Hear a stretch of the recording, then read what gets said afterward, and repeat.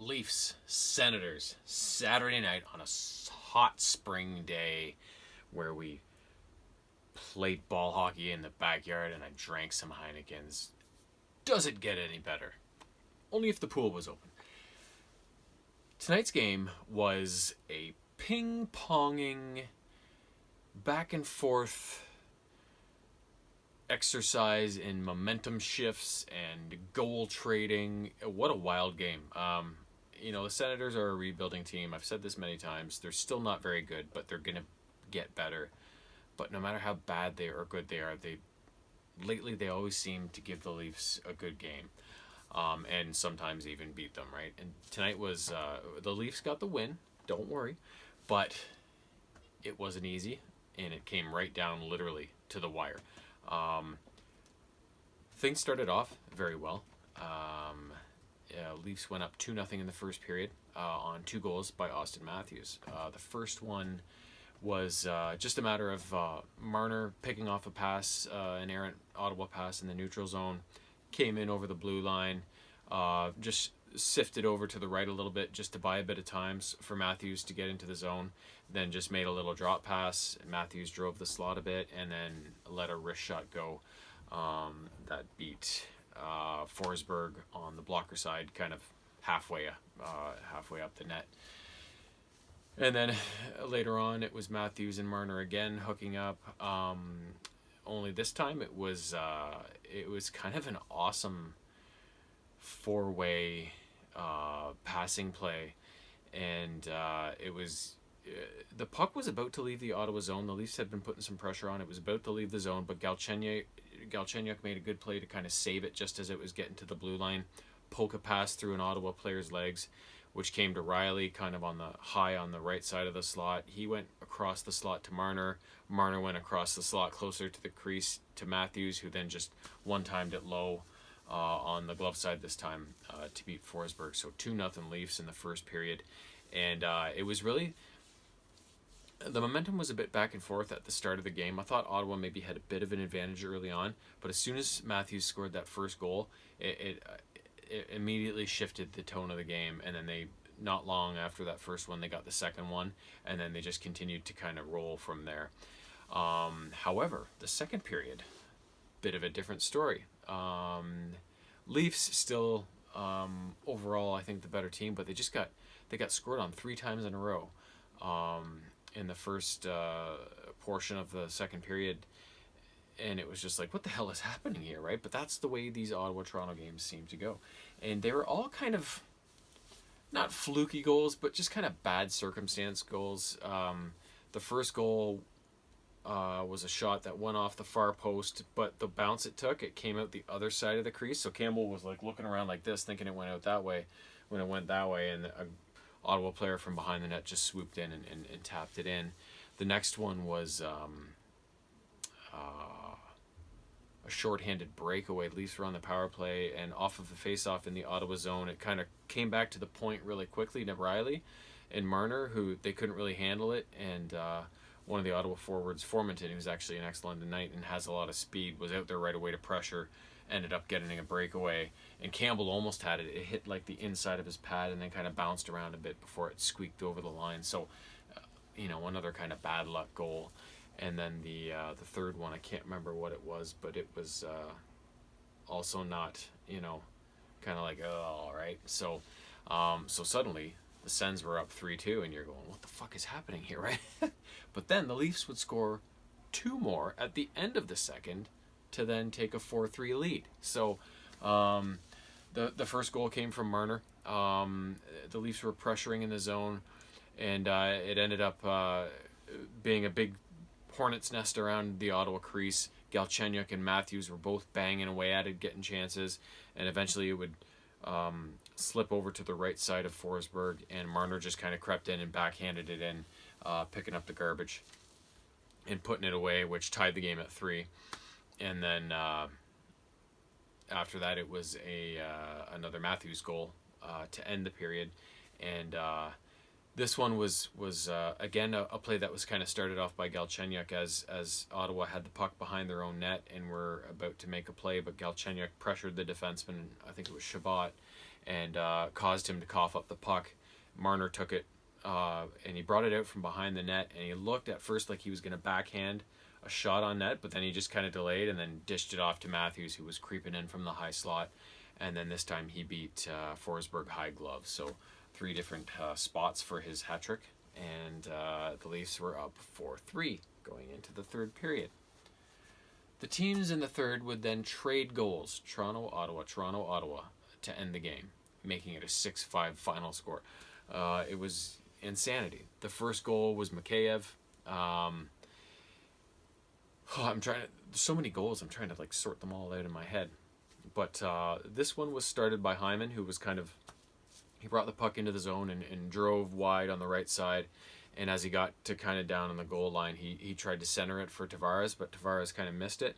But Mikheyev was able to backtrack on it quickly, just spin and blindly shoot, and he wired it home off the post just above the pad on a blocker side on Forsberg. So that gave the Leafs, a bit of a breathing room at this point, 5-3. And I thought, okay, that's enough.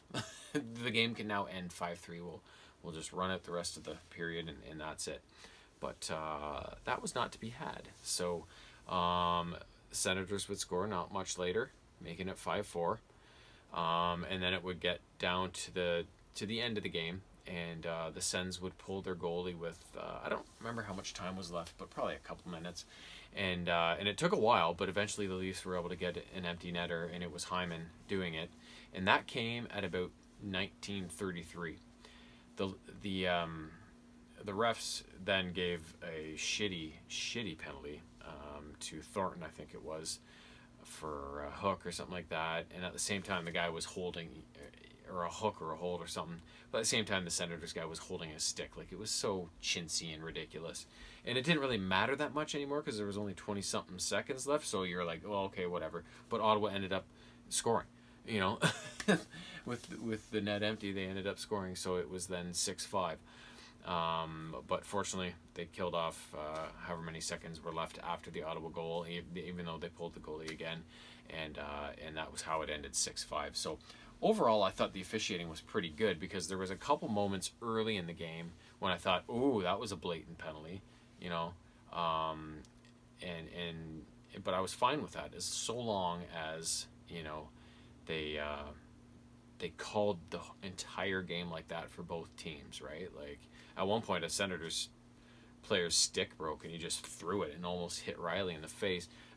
I'm like, what the fuck? That's a penalty.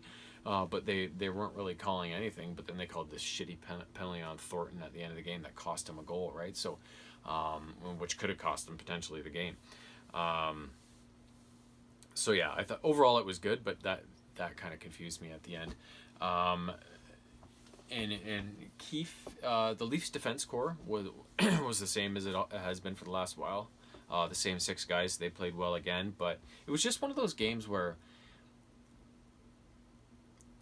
it was fast, it was back and forth, but the chances were all very hard fought, and the chances, a lot of them on both sides, seemed to be really good chances. So although the game ended 6-5, you think, oh, the goalies had a shitty night. They didn't. They had to make some really good saves, and they were busy.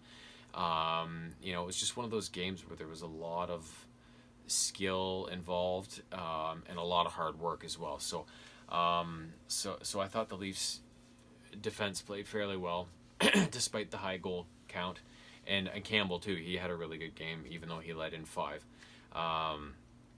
As for the forwards, Keefe was experimenting with them a bit, and he put Galchenyuk up on the first line with Marner and Matthews, with Nylander being out, which we now know is COVID related, not that he has it, or at least not yet that they know of.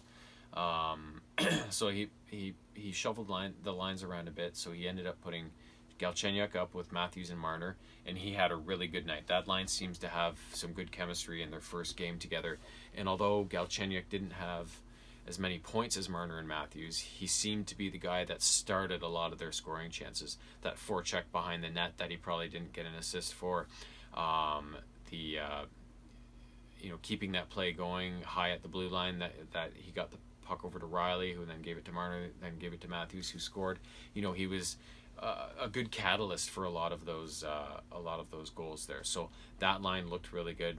The second line with Nylander gone, it was Tavares, Hyman, and Mikheyev, and they had a really good night. Hyman especially, he just seems to be getting better and better. And he was just driving the net and wheeling around the zone with the puck on his stick the whole while, and just he really seemed to want to score tonight. He was just taking it right to the net and really driving that line. And Mikheyev adds something to that line because he's got a lot of speed and he's a big body, whereas Nylander is kind of a fringe player, right? And although he's got decent speed, Mikheyev will actually go to those hard areas and he doesn't lose the puck as soon as he hears footsteps and stuff, right? I think he's actually a better fit on that line, and they played really well.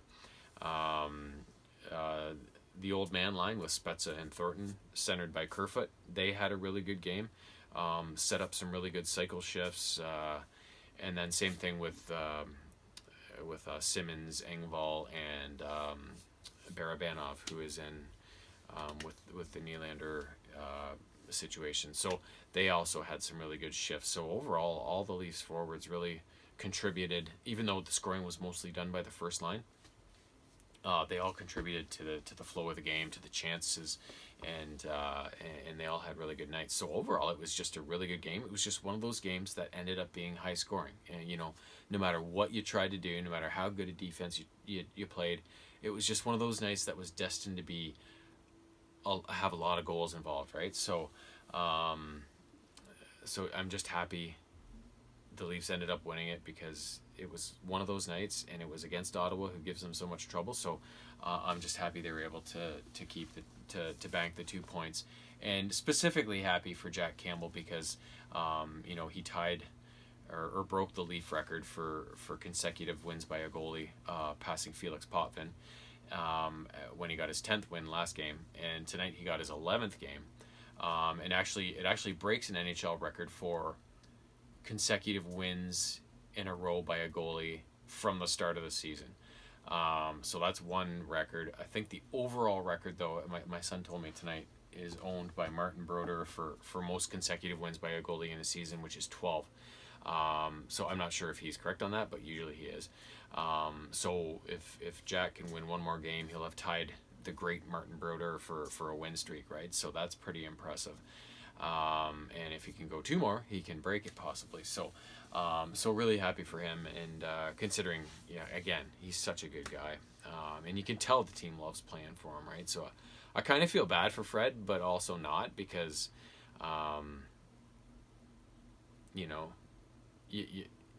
he's such a good guy. Like, I wouldn't mind him taking the reins over if he's going to be this good and keep going, because he's such a good guy, and if the team plays better in front of a certain goalie, why not let him run with it, right? So, but either way, they're going to have two really good goalies once Fred gets healthy, and hopefully if Jack can stay healthy,